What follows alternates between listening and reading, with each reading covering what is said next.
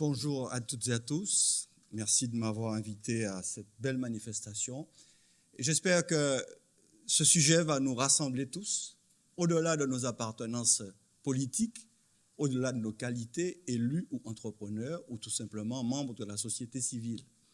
Parce que ce sujet de l'octroi de mer est peut-être l'un des sujets au cœur de la notion de région ultra-périphérique.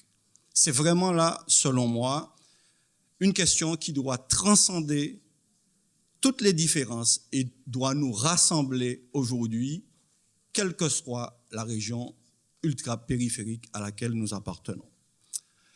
Je vais répondre en 15 minutes à la question, est-ce que l'octroi de mer, c'est un obstacle ou un atout pour les entreprises martiniquaises? Qu'est-ce que l'octroi de mer? D'abord, la définition, c'est juste avant. La définition, c'est une taxe qui est autorisée par l'Union européenne. Elle a pour but de compenser les handicaps structurels des entreprises locales. La taxe, aujourd'hui, elle est encadrée juridiquement et elle n'est pas contestable. Il y a une décision du Conseil de 2014. Il y a une transposition dans la législation française. Il y a un décret. Il y a une délibération de la collectivité territoriale de Martinique qui pose le tarif douanier. Il y a environ 10 000 positions tarifaires, et puis il y a des délibérations sectorielles. Tout ceci est visible et on peut le consulter. Je vais forcément être simplificateur, et je vous prie de m'en excuser, parce que tout à l'heure, vous aurez certainement une présentation qui sera beaucoup plus technique que la mienne, mais pour des raisons de temps et d'explication, j'ai dû procéder à des simplifications. Comment ça fonctionne? Donc, l'octroi de mer, c'est la deuxième image. La collectivité territoriale de Martinique, elle vote les taux et les exonérations. C'est du pouvoir local. Cette décision appartient aux élus des territoires. Cela s'appelle le principe de subsidiarité. Et ce principe, ce pouvoir, nous devons l'utiliser. C'est nous qui le détenons. Il nous appartient de faire en sorte qu'il réponde aux besoins de nos entreprises. Les entreprises qui font plus de 300 000 € de chiffre d'affaires doivent s'identifier et déclarer trimestriellement leur production. Nous avons des efforts à faire parce que, de ce point de vue-là, nous devons offrir une procédure dématérialisée à toutes les entreprises. Cela est possible et c'est un combat que je mène.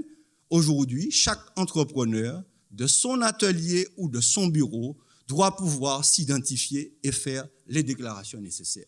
Cela s'appelle la dématérialisation et l'Union européenne met à notre disposition des sommes pour pouvoir le faire. Utilisons l'argent pour le faire. Ensuite, ce sont les douanes qui collectent, naturellement, moyennant rémunération. Aujourd'hui, les douanes utilisent 2,5% de l'assiette, c'est trop. Il faudra demander aux douanes un service moins cher, plus performants, parce que ce sont des réalités. C'est entre 4 et 5 millions d'euros pour les douanes chaque année. Enfin, le produit collecté est reversé aux collectivités territoriales. Hier, nous avons notre ami consul de la Dominique qui disait que, sur le 10e fonds FED, la Dominique a reçu 4,5 millions d'euros. Eh bien, l'octroi de mer représente pour la collectivité territoriale de Martinique, au budget primitif cette année, 72 millions d'euros. Et les subventions européennes qui sont inscrites au budget cette année représentent 45 millions d'euros. Donc j'invite un certain nombre de compatriotes à réfléchir lorsqu'ils nous disent de sortir du régime des régions ultra-périphériques. La troisième image concerne le différentiel de taxation.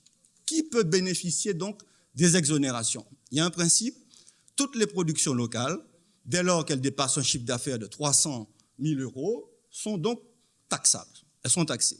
Mais il y a une dérogation, et cette dérogation s'applique à des produits qui figurent sur une liste en annexe de la décision du Conseil de l'Europe. Ces produits de liste sont au nombre de 2300 environ, et pour ces produits, la collectivité territoriale de Martinique est autorisée à appliquer un taux d'octroi de mer interne, donc sur la production locale, inférieur au taux d'octroi de mer externe, donc sur les importations. Ces différentiels de taxation se justifient par les surcoûts de production subis par les entreprises locales par rapport aux entreprises situées sur le territoire, le continent. Ça, c'est fondamental. C'est l'article 349 du traité de fonctionnement de l'Union européenne qui fonde notre dispositif. Et au cœur de la notion de région ultrapériphérique, il y a cet article du traité. Toujours concernant ce dispositif, et on en vient au cœur de notre question, l'avantage fiscal représente entre 170 millions d'euros et 250 millions d'euros pour les 4 régions françaises. Cela s'appelle de la dépense fiscale. Et un certain nombre de parlementaires européens, notamment ceux issus des démocraties illibérales, la Hongrie, pour ne pas citer, même si on a des amis peut-être hongrois dans la salle, mais ces parlementaires, ils veulent supprimer ce dispositif qui est favorable aux régions ultra-périphériques. Et nous devons nous mettre d'accord pour défendre cet avantage. Parce qu'en fait, c'est comme le mécanisme d'exonération pour les cotisations sociales. C'est une taxation que nous devrions payer et nous ne la payons pas. Donc c'est un avantage fiscal qui est incontestable, qui est accordé aux entreprises des régions ultrapériphériques. L'octroi de mer, lui, permet de compenser les surcoûts de production qui pénalisent l'industrie locale par rapport aux importations. Les produits qui bénéficient des différentiels d'octroi de mer sont inscrits sur 3 listes, A, B, C, en fonction du différentiel d'octroi de mer dont ils bénéficient par rapport aux importations similaires. Le différentiel peut être de 10%, de 20% ou de 30%. Je le répète et je le dis très amicalement à tous nos amis parlementaires européens, il y a un certain nombre d'interventions de députés européens qui sont faites pour mettre à mal ce dispositif. Et nous devons en permanence expliquer ce mécanisme qui nous permet de protéger nos productions locales. Nous ne sommes pas là en train de quémander des fonds européens, mais c'est un dispositif qui dispose d'une base légale. Ensuite, concernant l'inscription de ces produits, aujourd'hui, sur 2300 produits, il y a environ 700 produits qui bénéficient du différentiel de taxation de 10%. Et ceci, ça permet de réduire la fiscalité sur les produits fabriqués localement sans modifier la fiscalité qui pèse sur les importations similaires, et particulièrement pour l'industrie agroalimentaire. Ce différentiel permet de rétablir la compétitivité prix de la production locale sur son marché domestique. Cette amélioration de notre compétitivité prix, elle doit être complétée par une amélioration de la compétitivité qualité, puisque vous le savez, l'un des reproches que l'on adresse à nos productions, c'est qu'elles ne sont pas suffisamment de qualité. Mais ce reproche, il est adressé aussi à l'industrie française par rapport à l'industrie allemande ou italienne. L'image suivante. Concernant donc l'actualisation des surcoûts qui sont subis par les entreprises locales, la collectivité territoriale doit s'assurer de la juste compensation des surcoûts et de l'efficacité du dispositif de différentiel. Et nous demandons très clairement à l'État français et à l'Europe de mettre en place avec nous un dispositif d'évaluation. Il n'y a pas à ce jour de dispositif qui permette d'évaluer l'efficacité. Nous, régions ultrapériphériques, nous n'avons pas fait l'effort non plus de nous doter d'un dispositif commun qui va nous permettre de mieux négocier avec l'Union européenne le maintien de ces différentiels de taxation.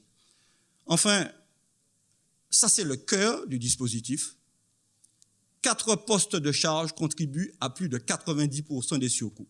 Il y a des experts comptables dans la salle. Aujourd'hui, l'Europe nous donne cette possibilité d'octroi de mer pour compenser les surcoûts de production. Vous le savez, sur les achats d'intrants, les petites entreprises locales ne peuvent pas acheter les mêmes quantités qu'une grosse industrie en Europe.